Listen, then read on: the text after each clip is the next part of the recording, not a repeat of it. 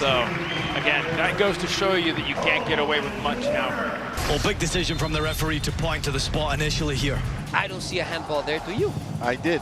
Welcome to Instant Replay presented by Cheez-It for Week 12. Andrew Wiebe, Charlie Davies. No time to waste, Charlie. Give me the 2 words. Let's go! To Nashville we go, where Soccer Moses parted the Red Seas for Randall Leal in the 74th minute of a 2-2 game. Leal takes a poor touch and Jake Mulroney comes in like a heat-seeking missile. Referee Joe Dickerson does not hesitate. Dog so, red so. Mulroney cannot believe it, and neither could Five Stripes Twitter, but no review on this one. The call stands. Let me make this clear. I think this is a clear and obvious foul on Mulroney. When you watch the play live, then the initial reviews, the angles make it look like Mulroney wins this ball outright. I believed it too, but watch the angle from the back. Leal gets a touch clear as day just before that contact, and then Mulroney takes him out. Maybe the Atlanta player did get a slight touch, you say, and I don't think he does, but I'm not sure it even matters given the extent of this contact. Let me also make this clear. I don't think this is an obvious goal-scoring opportunity, and therefore I don't think it's dog so. I would have liked to see just the yellow card. This play only happens because Leal takes a poor touch away from goal. When the contact is made, he's facing the corner, headed well wide of the goal mouth, and he's going to be lucky just to corral the ball for a poor angle pressured shot. That is, if he even manages to get a shot off before the defender in hot pursuit shuts him down. To me, this does not meet the requirements for dog so, which editor Phil has helpfully put up for you right here on the screen. To Red Bull Arena we go for another dog so, red so. This time it's Union goalkeeper Matt Freese who sees red. Freese is in a tough spot here. Can he clear it? Can he take a touch to avoid Wickelman Carmona's pressure? He elects to take the touch, then he grabs Carmona to keep him from reaching the now loose ball. Red card, says referee Victor Rivas, and I agree. Carmona is the closer player to the ball. Freese grabs him with 2 arms and pulls him away from pursuing that ball with the net wide open, and he gains position because of it. For me, it's the right call. It was a tough moment during a tough time for Freese and his family. Our thoughts go out to them in remembrance of his father, Dr. Andrew Freese. Helter Skelter Hell is Real Derby at TQL Stadium. It took a tidy 25 seconds for the first of 3 calls we're going to take a closer look at. In this case, on Edgar Castillo's opening goal for Cincinnati, do not watch the ball. Watch Isaac Atanga and Harrison Awful collide as the former makes a near post run and the latter attempts to cut him off. Boom! Big time collision. Down goes Awful, who stays down as the ball sails over his head and into the back of the net. The crew won a foul. Kevin Stott didn't call one on the field, and he stuck to his decision after a review initiated by Hilario Grajeda. I know Columbus supporters won't like it, but I think Stott got this one right. Soccer is a contact sport. Atanga makes a run to show for the ball. Awful attempts to cut him off. They enter the same space at the same time they both go down. Again, soccer is a contact sport. Atanga doesn't extend his arms. I don't think he lowers his shoulder. His eyes are on Lucho Acosta and the ball. Awful isn't in a position to defend because he makes the choice to stay down. Watch him turn and follow the ball with his eyes, then tuck when he sees a shot is coming. For me, not a foul. Good goal.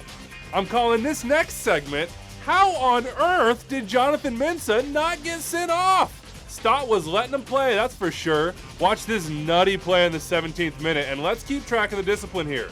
There's Awful leaving a leg in for Brenner. The Brazilian plays it up. But Awful knows what he's doing. Then Mensah sized down Atanga from the side. I mean, this could have been a red card. Freeze it right here, editor Phil, with the straight leg and the studs on the ankle, and it wasn't even a yellow. Stott cautions Awful, that'll be important in a bit, but Mensah is off scot-free. 26th minute, here comes Jonathan. He comes straight through the back of Acosta, and Yapstam and Cincy are furious. Where is that yellow? It isn't coming. Yes, Mensah is the one who gets the ball here, but Lucho does the only sensible thing and avoids being kicked into Kentucky by jumping to avoid the contact. That's a reckless tackle from behind and a yellow in my book. And now, finally, in the 39th minute, here is the card we've all been waiting for, a high elbow on an aerial challenge. Stott pulls it, but I can't help but think Mensah should already be off.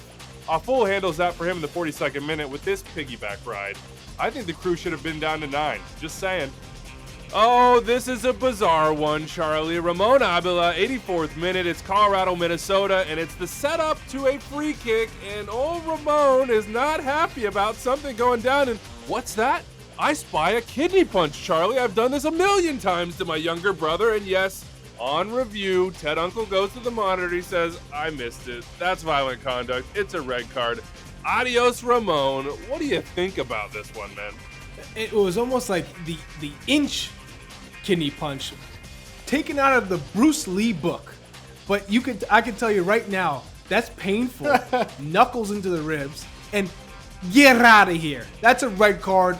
Violent conduct. See you later. I'm curious to see what that suspension is going to look like.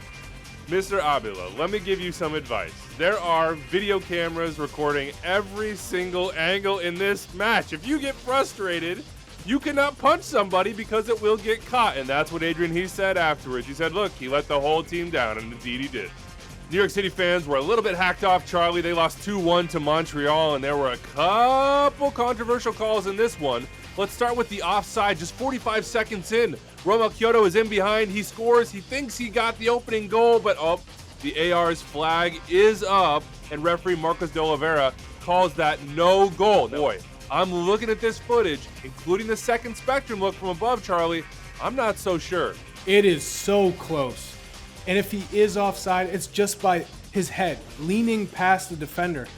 But in those instances, it's really difficult to overturn if it's not clear and obvious. Process is good here, I think. AR keeps his flag down, goes to the inline. Once the ball's in the back of the net, up comes the flag. There goes the whistle. Then on video review, it's got to be clear and obvious. He is onside. I think he might be, but in no way is it clear and obvious. Well done by the referee crew. 40th minute of this game. It is 1-0 NYCFC. Georgi Mihailovic into the area. He's taking a shot, and it looks like a foul. It gets called a foul. It stands as a foul. The PK is scored by Mason Toye, but Charlie, NYCFC fans were not happy, and I think they have reason to be frustrated. This was extremely harsh on Ibeagha. It's not a penalty for me because he gets to the spot first. His leg is planted, and it's Mihailovic who kicks his planted leg.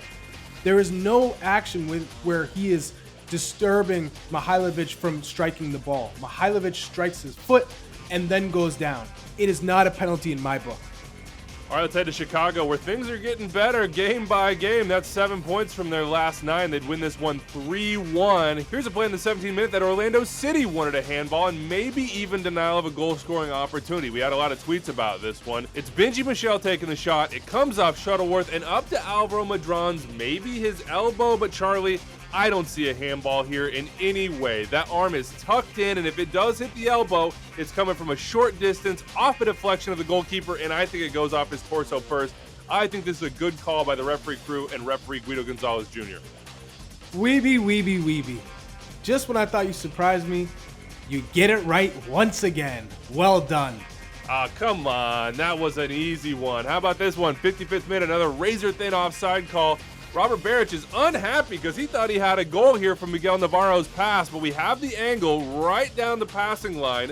What do you think? Is this offside or on? Man, this is not a great angle, but I do want to give a lot of credit to the AR because she was right. In fact, Robert Beric was a hair offside in this instance. He was just ahead of the ball because it's not about if he's behind the last line of defense. It's where is he with the ball? And I do believe he's just a half inch offside. As close as it is, she got the call right. Yep, eagle eyes, I think, from Megan Mullen on this one. All right, to Austin we go. The Verde wouldn't get a win in this one, and LAFC might have had a third if this Carlos Vela goal hadn't been overturned in the 24th minute, Charlie. Initially, color commentator Michael Ahoud was saying, I don't see a foul, but once they got this smoking gun angle, we all knew. You can see right here. Alex Ring is in possession. Raheem Edwards comes through him. It's actually Ring's foot that plays the ball, and that is a foul. Well done to get this one right on video review from referee Rami Touchon and VAR Jorge Gonzalez. How about this one, Charlie? Seattle-Houston, 41st minute. It's a corner kick, and here comes Fafa Picault after the action. Kellen Rowe is just standing here. Is that a shoulder to the chin? Down he goes! Do you see violent conduct here, or is this just a little bit funny? Oh, this is all fun and games. I played with both of these guys. If I was in the locker room, I'm coming at Fafa for that little hip-hop scotch. I don't know what he was doing. And then for Kellen Rowe to go down like he was hit by Mike Tyson. Come on, get on your feet and Fafa, stop hopping around like you're a little leprechaun. All right, that's it from us from Week 12. If you see something, say something. We got our Twitter handles at the bottom of the screen right here. You can hit us up anytime using the hashtag InstantReplay. For Charlie Davies, I'm Andrew Wiebe. We'll see you next time.